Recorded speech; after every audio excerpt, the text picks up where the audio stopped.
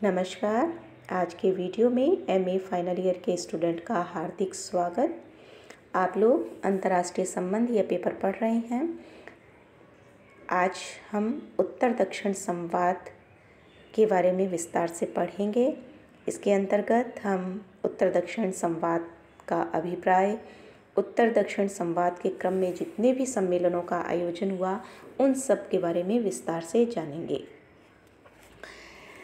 हमने अपने पूर्व के वीडियो में नई अंतर्राष्ट्रीय अर्थव्यवस्था का विस्तृत अध्ययन किया था और हमने इसी के अंतर्गत ये पढ़ा था कि नई अंतर्राष्ट्रीय अर्थव्यवस्था के स्वप्न को साकार करने के लिए दो प्रयत्न हुए थे। वो दो प्रयत्न कौन से थे? उत्तर दक्षिण संवाद, जो कि अमीर और गरीब देशों के बीच संवाद स्थापित करने का प्रयास था, और दूसरा दक्षिण दक्षिण सहयोग, जो कि गरीब विकासशील राष्ट्रों के मध्य आपसी सहयोग स्थापित करने का मंच था। तो इस प्रकार से नई अंतर्राष्ट्रीय अर्थव्यवस्था के अंतर्गत दो प्रकार के मंच स्थापित किए गए, उत्तर दक्षिण संवाद और दक्षिण दक्षिण संवाद या दक्षिण दक्षिण सहयोग। इसी को आज हम विस्तार से उत्तर दक्षिण संवाद के बारे में पढ़ेंगे। जैसा कि हम सभी जानते हैं, पृथ्वी दो गोलार्धों में विभाजित है, उत्तरी गोलार्ध और दक्षिणी गोलार्ध। उत्तरी गोलार्ध के अंतर्गत उत्तरी अमेरिका और यूरोप का क्षेत्र आता है और दक्षिणी गोलार्ध के अंतर्गत लैटिन अमेरिका, अफ्रीका और एशिया के क्षेत्र आते हैं। उत्तरी गोलार्ध में अगर हम कहें कि उन्नत, समृद्ध, विकसित राष्ट्र हैं, तो दक्षिणी गोलार्ध में निर्धन, पिछड़े, विकासशील राष्ट्र हैं। इन्हें ही अंतर्राष्ट्रीय राजनीति भाषा में उत्तर और दक्षिण संवाद शब्दबंध के रूप में प्रचलित किया गया। उत्तर से तात्पर्य था पश्चिम के विकसित राष्ट्र, जिनकी अर्थव्यवस्था पूंजीवाद पर आधारित थी और इन्होंने तकनीकी और औद्योगिक क्षेत्र में बहुत अधिक प्रगति कर ली थी। और इसमें हम कह सकते हैं संयुक्त राज्य America, Canada, England, France, Germany. इसके ठीक विपरीत दक्षिण में वे राष्ट्र थे जो कि विकासशील थे। इन्हें तीसरी दुनिया के देश भी कहा गया। इन देशों की विशेषताओं में हम देख सकते हैं बेरोजगारी, निर्धनता, जनसंख्या वृद्धि, कृषि पर आधारित व्यवस्था, पूंजी की कमी का होना, तकनीकी ज्ञान का अभाव, ये सब इसमें शामिल थे। यहाँ संवाद से तात्पर्य होता है परस्पर विचार विमर्श करना। तो जो उत्तर दक्षिण संवाद स्थापित किया गया, यानी विकसित और विकासशील राष्ट्रों के मध्य में जो संवाद की प्रक्रिया चली नई अंतर्राष्ट्रीय अर्थव्यवस्था को अपनाने के संदर्भ में, तो उसके लिए कतिपय प्रयास किए गए। तो वो प्रयास जो किए गए वो कौन कौन से थे, उनमें हम यहाँ देखेंगे। सबसे पहला जो प्रयास किया गया था वो था पेरिस सम्मेलन, जो कि 1975 से 1977 तक चला। महासभा के द्वारा नई अंतर्राष्ट्रीय अर्थव्यवस्था की घोषणा के एक वर्ष के अंदर अमेरिका ने अंतर्राष्ट्रीय आर्थिक सहयोग के बारे में सम्मेलन बुलाए जाने की दिशा में अपनी पहल शुरू कर दी। दिसंबर 1975 में पेरिस में आरंभ हुआ। पेरिस सम्मेलन को अंतर्राष्ट्रीय आर्थिक सहयोग सम्मेलन के नाम से भी जाना जाता है। हेनरी किसिंजर जो थे, जो कि अमेरिकी विदेश सचिव थे, उन्होंने इसमें विशेष रुचि दिखाई और उन्हीं के प्रयासों का परिणाम था कि विकसित और विकासशील राष्ट्रों का सम्मेलन आयोजित करने का आह्वान भी किया गया। कुल 8 विकसित राष्ट्र शामिल हुए और 19 विकासशील राष्ट्रों ने भाग लिया। यह जो सम्मेलन था ये रुक कर चलता रहा, यानी 18 महीने तक यह चला। सम्मेलन जो कि दिसंबर 1975 में आरंभ हुआ था, जून 1977 में समाप्त हुआ। इसमें कुछ घोषणाएं की गई थी निर्धन राष्ट्रों के लिए, उनको कुछ रियायतें देने और सहायता कार्यक्रमों की घोषणा भी की गई। इसके अलावा 1973 के कथित तेल संकट की मार से जो पीड़ित औद्योगिक राष्ट्र थे, उन्होंने स्थिर मूल्यों पर तेल की सप्लाई की गारंटी की मांग भी रखी। अगर देखा जाए तो उत्तर के धनी राष्ट्र जो थे वो थोड़ी सी सहायता दे रहे थे, लेकिन उसकी बहुत बड़ी कीमत वसूल कर रहे थे। और यही कारण था कि जो तेल निर्यात करने वाले राष्ट्र थे, उन्होंने इस सम्मेलन की जो शर्तें थी उनको मानने से इनकार कर दिया और इस प्रकार पेरिस सम्मेलन जो था वो सफल नहीं हो सका। इस दिशा में जो दूसरा प्रयास किया गया वो था ब्रांट आयोग, जो कि 1977 में गैर सरकारी आयोग के रूप में इसने काम शुरू किया। इस आयोग के जो सदस्य थे वो पश्चिमी जर्मनी अध्यक्ष जो थे वो पश्चिमी जर्मनी के भूतपूर्व चांसलर विली ब्रांट थे। इसमें जो सदस्य राष्ट्र शामिल थे वो पूर्व, पश्चिम, उत्तर, दक्षिण सभी तरफ के थे। और यह जो आयोग था इसकी पहली बैठक दिसंबर 1977 में बॉन में आयोजित हुई थी। 2 रिपोर्ट जो थी वो सामाजिक विकास समस्याओं के बारे में प्रामाणिक मानी गई हैं। इन रिपोर्टों को north south a program for survival और कॉमन क्राइसिस शीर्षक के नाम से भी जाना जाता है। इसके अलावा यह प्रामाणिक दस्तावेज जो था वो परस्पर निर्भरता के प्रसिद्ध सिद्धांत के रूप में भी जाना जाता है। इसमें विकसित और विकासशील राष्ट्रों के मध्य परस्पर निर्भरता का विश्लेषण किया गया है। तो इस प्रकार से ब्रांट आयोग ने उत्तर दक्षिण संवाद पर जोर देते हुए कुछ मुद्दे जो थे उन पर सुझाव रखा था, जैसे कि वस्तु व्यापार, विकासशील राष्ट्रों के लिए विदेशी कर्जे, अंतर्राष्ट्रीय मुद्रा सुधार, टेक्नोलॉजी के हस्तांतरण, बहुराष्ट्रीय निगम, समुद्री कानून, बहुउद्देशीय व्यापार, इनके संबंध में अपने सुझाव प्रस्तुत किए थे। अगला जो प्रयास किया गया वो था कानकुन सम्मेलन। 22 राष्ट्र जो थे, मेक्सिको के राष्ट्रपति ने पहल की थी और 22 राष्ट्रों ने मेक्सिको के कानकुन शहर में एक लघु शिखर सम्मेलन का आयोजन जो था वो अक्टूबर 1981 में किया था। यह जो बैठक आयोजित की गई थी इसका उद्देश्य था अमीर और गरीब राष्ट्रों के मामलों पर अंतर्राष्ट्रीय विचार विमर्श के लिए उचित वातावरण का निर्माण करना और इस विचार विनिमय के मार्ग में जितनी भी अड़चनें आने वाली हैं उन्हें समाप्त करना। विकासशील राष्ट्र इस बात पर जोर दे रहे थे कि विश्व बैंक और अंतर्राष्ट्रीय जो मुद्रा कोष है उसके ढांचे में व्यापक परिवर्तन किया जाना चाहिए, ताकि बदलती हुई परिस्थितियों में ये विकासशील राष्ट्र जो हैं वो अपने दायित्व का अच्छी तरीके से पालन कर सकें।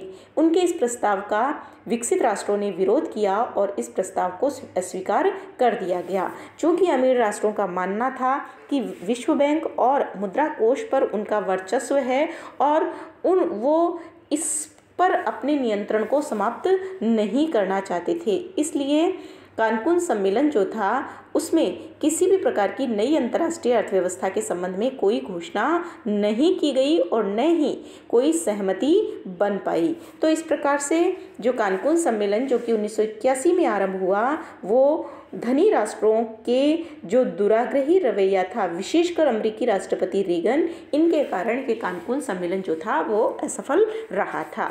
अगला जो सम्मेलन आयोजित हुआ वो था उरुग्वे वार्ता। यह इसे गेट समझौता भी कहा जाता है और यह 1986 में शुरू हुआ और 1993 तक चला। सेकेंड वर्ल्ड वार के बाद में जो अंतर्राष्ट्रीय व्यापार व्यवस्था थी, तटकर और व्यापार से संबंधित सामान्य समझौते के प्रावधानों के अनुसार संचालित होती थी। इस सामान्य समझौते को गेट कहते हैं। विश्व स्तरीय व्यापार के संबंध में नियम बनाने का जो कार्य था वो इसी गेट संस्थान के द्वारा किया जाता था। इसका मुख्य उद्देश्य जो था वह प्रशुल्क दरों को कम करना और अंतर्राष्ट्रीय व्यापार के विकास में आने वाली समस्याओं का समाधान करके पारस्परिक लाभ वाले लक्ष्य को प्राप्त करना। गेट की स्थापना हालांकि 1947 में हुई थी और अब तक 8 बहुपक्षीय व्यापारिक सम्मेलन भी आयोजित हो चुके थे। 8वां जो सम्मेलन था वो उरुग्वे सम्मेलन कहा जाता है। 20 सितंबर 1986 को यह आरंभ हुआ। इसमें लगभग 100 सदस्य राष्ट्रों ने भाग लिया। बाद में इसकी संख्या बढ़कर 108 भी हो गई थी। यह लगभग इसकी अवधि 4 वर्षों की निर्धारित की गई थी, लेकिन कोई निष्कर्ष नहीं निकल पाया, इसलिए इसकी अवधि में विस्तार किया गया।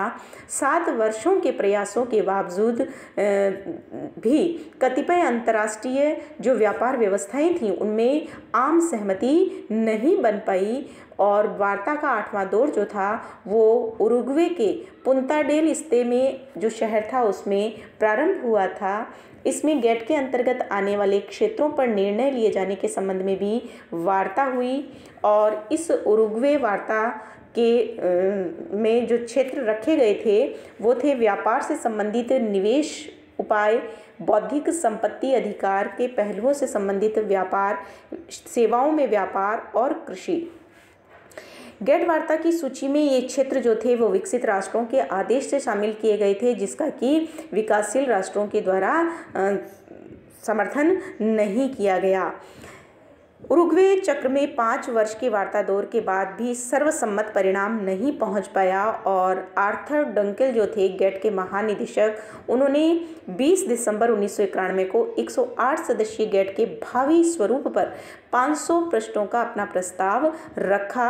सदस्य राष्ट्र जो थे उनकी सहमति के लिए 1992 तक का समय दिया गया, जिसे बाद में बढ़ाकर 17 अप्रैल 1992 कर दिया गया।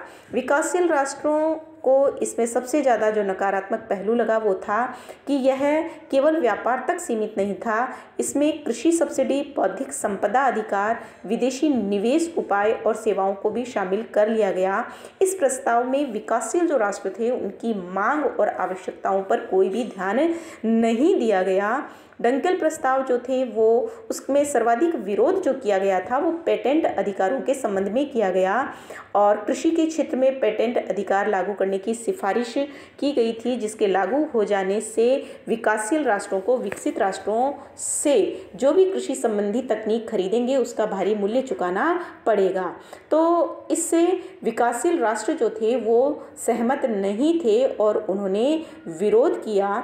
इस प्रकार हम कह सकते हैं कि जो 7 वर्षों के दौर में गेट समझौते का 8वां जो वो चला था चक्र, वो भी सफल नहीं रहा और जो विकासशील राष्ट्र थे वो विकसित राष्ट्रों की जो शर्तें थी उनसे सहमत नहीं हुए। अगला जो सम्मेलन था वो पृथ्वी सम्मेलन के रूप में जाना जाता है और यह जून 1992 और फिर जून 1997 में आयोजित किया गया। रियो डी जेनेरो ब्राज़ील के शहर में पृथ्वी शिखर सम्मेलन जो था वो 1992 में आयोजित हुआ, जिसमें पर्यावरणीय मुद्दों को लेकर मतभेद देखने को मिला। विकसित राष्ट्र जो थे वो मानते थे कि गरीबी और जनसंख्या विस्फोट के कारण यह हालत हुई है और दक्षिण के राष्ट्र जो थे वो ये मानते थे कि विकासशील राष्ट्रों के द्वारा जिस तरीके से बेलगाम फिजूल खर्ची की जा रही है उसके कारण पृथ्वी प्रदूषित हुई है। इस प्रकार विकसित और विकासशील राष्ट्र जो थे वो पृथ्वी के खराब होने का जो पर्यावरणीय विनाश हो रहा था उसके लिए एक दूसरे को जिम्मेदार ठहरा रहे थे।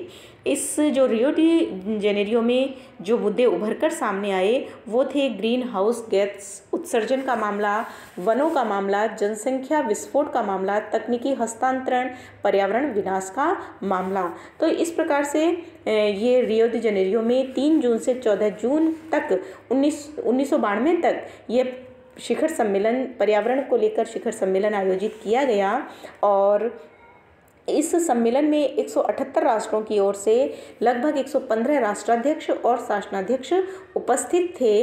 इसमें पर्यावरण सुधार योजना के संबंध में प्रस्ताव रखा गया और जैव विविधता जो थी उसको 19 दिसंबर 1993 से प्रभावी भी कर दिया गया। पृथ्वी सम्मेलन जो आयोजित किया गया, इससे ये बात स्पष्ट हो गई थी कि जो दक्षिण के राष्ट्र थे वो अपने भविष्य के प्रति उनके अंदर चेतना उत्पन्न हुई थी और सबसे ज़्यादा जो विवादास्पद मुद्दा था कि पर्यावरण को शुद्ध करने का जो भार है आर्थिक, वो कौन उठाएगा, विकसित राष्ट्र या विकासशील राष्ट्र। तो इसको लेकर दोनों के बीच में मतभेद रहा। इसी तरीके से 1997 में भी पृथ्वी सम्मेलन जो था वो आयोजित किया गया और यहाँ पर भी दोनों विकसित और विकासशील राष्ट्रों के बीच में पर्यावरण विनाश को लेकर तीव्र मतभेद देखने को मिला। अगला था G8 की एवियन में संपन्न वार्षिक बैठक जो कि जून 2003 में आयोजित की गई थी और इसमें मेजबान फ्रांस ने भारत सहित बहुत सारे राष्ट्रों को, विकासशील जो राष्ट्र थे उनको आमंत्रित किया था। एक नई पहल थी। इस नई पहल से विश्व की आर्थिक समस्याओं पर बातचीत का मौका मिला और इसकी वास्तव में बहुत ज़्यादा ज़रूरत थी। G8 की जो वार्षिक बैठक थी उसमें आर्थिक मुद्दे ही मुख्य रहे। इस बार कुछ माहौल बदला हुआ था, क्योंकि इराक युद्ध के मामले पर समूह के 8 देश जो थे वो 2 भागों में बट गए थे। अमेरिका, ब्रिटेन, इटली और जापान जो थे युद्ध चाहते थे, और रूस, फ्रांस, जर्मनी और कनाडा जो थे वो युद्ध नहीं चाहते थे। ऐसे में विकसित और विकासशील राष्ट्रों के बीच सार्थक कोई बातचीत नहीं हो पाई, और एक प्रयास किया गया था कि विकसित राष्ट्रों की बैठक में विकासशील राष्ट्रों को बुलाने का जो प्रयास किया गया था, जो पहल की गई थी, वो एक नया प्रयास था, लेकिन किसी प्रकार से इसका जो परिणाम था वो उभर कर सामने नहीं आ सका। इसके पश्चात हम देखेंगे G20 की बैठक, जो कि 1999 में आयोजित की गई, और ये सबसे ज़्यादा अर्थव्यवस्था वाले देशों का संगठन है, और इस आधार पर हम कह सकते हैं कि विश्व वित्तीय मुद्रा व्यवस्था और व्यापार में यह G20 जो है वो महत्वपूर्ण भूमिका अदा करता है। इसमें G8 के 8 राष्ट्र तो हैं ही, America, France, Britain, Japan, Italy, Canada, रूस और जर्मनी। इसके अलावा भारत, ब्राज़ील, ऑस्ट्रेलिया, चीन, मैक्सिको, अर्जेंटीना, दक्षिण अफ्रीका, इंडोनेशिया, टर्की, सऊदी अरब, दक्षिण कोरिया और यूरोपीय संघ की अध्यक्षता कर रहे राष्ट्र भी शामिल किए गए। तो ये जो बैठक थी वो 1999 में आयोजित की गई थी, और इसका मुख्य उद्देश्य जो था वो अंतर्राष्ट्रीय वित्तीय व्यवस्था को अधिक सुगम बनाना और बिगड़ी हुई जो अर्थव्यवस्था है उसमें सुधार लाना। इसके अलावा विश्व बैंक और अंतर्राष्ट्रीय मुद्रा कोष द्वारा दिए जाने वाले ऋणों का कुशल प्रबंध करना भी शामिल था। इस सम्मेलन में इस बात पर भी जोर दिया गया कि बीमार जो अर्थव्यवस्थाओं वाले राष्ट्र हैं उनको दीर्घकालीन संरचनात्मक सुधार ऋण दिए जाएं, और इसके स्थान पर उन्हें आपातकालीन जो ऋण है वो भी उपलब्ध करवाए जाएं। तो इस प्रकार से G20 का जो सम्मेलन था, जिसमें कि न सिर्फ पश्चिमी जो राष्ट्र थे, जो G8 के राष्ट्र थे, इसके अलावा अन्य राष्ट्र जो कि दक्षिण एशिया के राष्ट्र थे, अफ्रीका के राष्ट्र थे, इनको भी शामिल किया गया, और जिस तरीके से अर्थव्यवस्थाओं में ढांचागत सुधार की आवश्यकता को महसूस किया जा रहा था, मौद्रिक संकट से निपटने का प्रयास किया जा रहा था, और व्यापार विस्तार से संबंधित जो मुद्दे थे उन पर सहमति का प्रयास किया जा रहा था। अगला है जलवायु परिवर्तन पर कोपेनहेगन और डरबन में सम्मेलन। जलवायु परिवर्तन पर संयुक्त राष्ट्र का जो सम्मेलन था वो डेनमार्क की राजधानी कोपेनहेगन में 7 से 18 दिसंबर 2019 को संपन्न हुआ। इसमें कुल 192 देशों के प्रतिनिधियों ने भाग लिया, और प्रदूषणकारी जो गैसें थी उनके उत्सर्जन पर अंकुश लगाने के लिए सर्वसम्मति से समझौते का प्रयास किया। 12 दिन तक ये सम्मेलन चला, लेकिन सर्वसम्मत परिणाम नहीं निकल सका। क्योटो समझौते में विकसित राष्ट्रों के लिए उत्सर्जन कटौती की जो बाध्यता थी वो निर्धारित की गई, जबकि विकासशील राष्ट्रों के लिए कोई बाध्यता तय नहीं की गई। विकासशील राष्ट्रों के लिए ऐसी किसी बाध्यता का कोपेनहेगन में भारत ने भी विरोध किया। सम्मेलन का जो अंतिम दिन था उसमें गैर बाध्यकारी कोपेनहेगन समझौते को स्वीकार कर लिया गया। इसके अलावा अमेरिका व वैश्विक देशों के बीच में अंतिम क्षणों की बातचीत के बाद भी इस समझौते में कोई सर्वसम्मत परिणाम नहीं निकल सका, क्योंकि कई राष्ट्र जो थे वो इसका विरोध कर रहे थे। इसके अलावा डरबन में भी समझौता किया गया, जो कि लगभग 28 दिसंबर से 9 दिसंबर 2011 तक आयोजित हुआ। कई महत्वपूर्ण निर्णय लिए गए, जैसे कि विकसित राष्ट्रों के लिए क्योटो प्रोटोकॉल की दूसरी प्रतिबद्धता अवधि जो थी उस पर सहमति व्यक्त की गई। इसके अलावा 2010 में कानकुन में जो संरचनाओं के प्रचलन से संबंधित निर्णय लिए गए थे उनको भी अपनाया गया। विकासशील राष्ट्र और अनुकूलन समिति जो थी उनके प्रयासों से वित्त पोषण हेतु हरित जलवायु निधि को भी शामिल किया गया। तो इस प्रकार जलवायु परिवर्तन पर कोपेनहेगन और डरबन सम्मेलन आयोजित किए गए। इसके अलावा दोहा में भी सम्मेलन का आयोजन किया गया। लीमा, पेरू के लीमा शहर में भी आयोजन किया गया। अंतिम जो था वो था पेरिस में जलवायु परिवर्तन सम्मेलन, जो कि नवंबर-दिसंबर 2025 में आयोजित किया गया। इसमें 21वीं कॉन्फ्रेंस ऑफ पार्टीज़ में जलवायु परिवर्तन पर जो ऐतिहासिक समझौते हुए थे 196 देशों के द्वारा, उन्होंने इस पर सहमति दी, और इस समझौते के अंतर्गत ये तय किया गया कि धरती का बढ़ता हुआ तापमान जो है उसे 2 डिग्री सेल्सियस नीचे रखा जाएगा और इस दिशा में विकसित राष्ट्र जो हैं वो 2020 से 2025 तक विकासशील राष्ट्रों को $100 अरब की आर्थिक मदद करेंगे। तो इस प्रकार उत्तर दक्षिण संवाद के हालांकि ऐसे कोई परिणाम नहीं निकले जिसके लिए इसकी स्थापना की गई थी। हालांकि विकासशील राष्ट्रों के विकास की रफ्तार जो है वो कुछ तेज हुई, क्योंकि अब वो अपनी समस्याओं को एक मंच पर लाने में सक्षम हुए और उन्होंने चाहे मुद्दे पर्यावरण को लेकर हों, चाहे व्यापार शर्तों को लेकर हों, दक्षिण के जो राष्ट्र थे उन्होंने अपनी बात को उत्तर के मंच पर कहना आरंभ कर दिया। हालांकि प्रतिस्पर्धा चलती रही और विकासशील राष्ट्र भी चूंकि एकजुट नहीं थे, उनमें भी आपसी टकराव था, तनाव था। इस कारण भी जो पश्चिम के राष्ट्र थे वो अपनी शर्तों को थोपने में सफल हो सके।